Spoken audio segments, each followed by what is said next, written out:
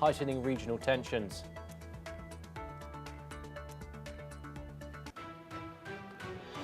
We start this hour in Europe, where Ukraine has marked its Independence Day with both celebrations and sorrow as the war in Russia entered its third year.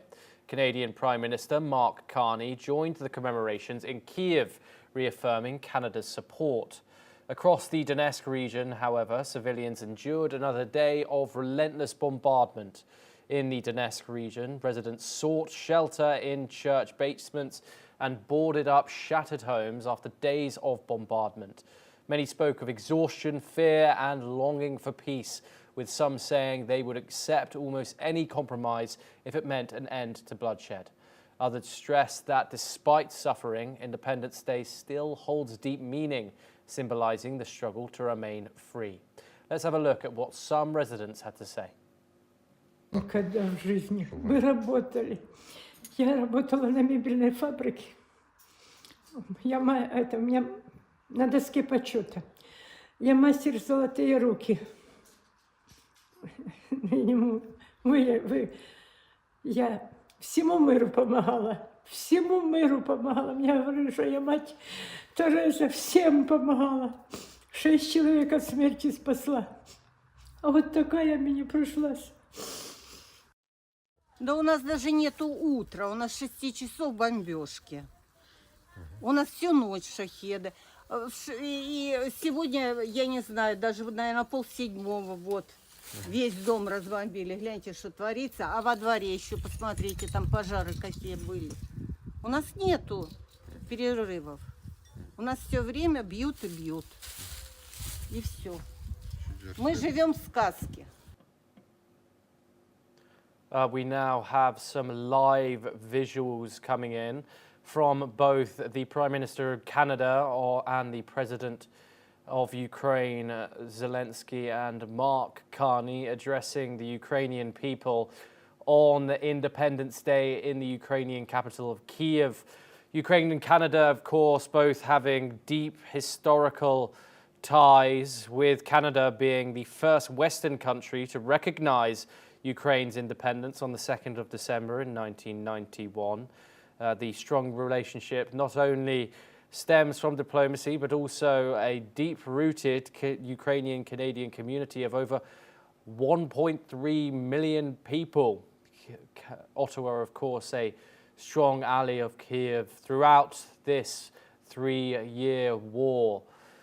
We will, of course, bring you all updates as they come in, and also the updates in regards to the fighting as well. We are joined by Martin Saar-Arias, who is a foreign affairs expert.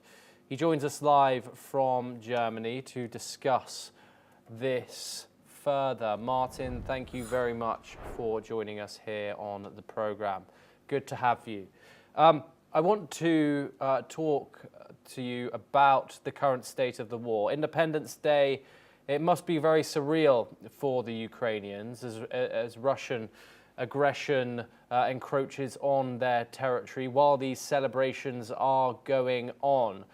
Your thoughts about the importance, the significance of both European and, of course, Canadian support during this time, both militarily and also symbolic during this conflict?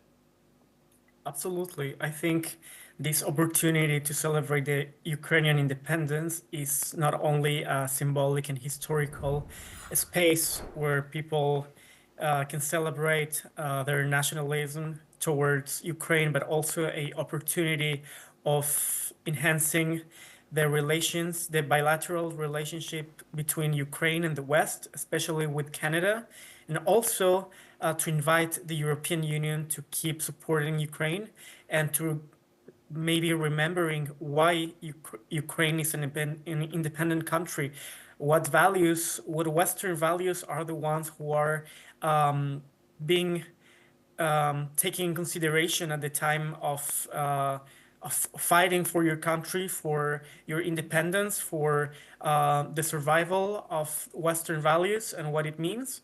So I think this opportunity can be a very huge one for improving the bilateral relationships.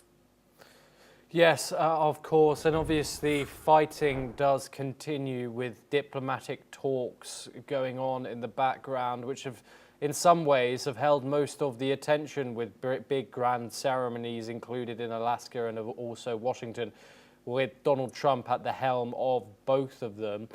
Your thoughts on the current state of that? Do you think they are seemingly as stalled as they seem to be?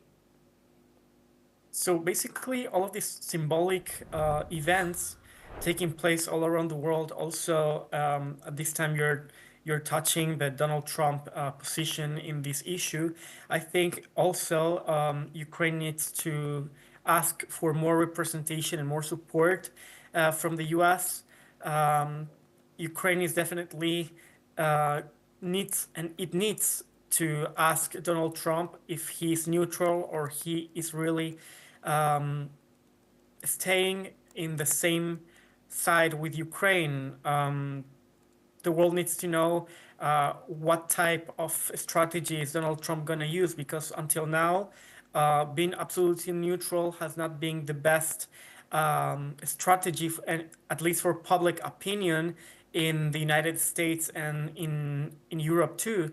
So yeah, definitely, I think Ukraine needs to ask Donald Trump what really is his positions, and to call out what Russia is doing right now.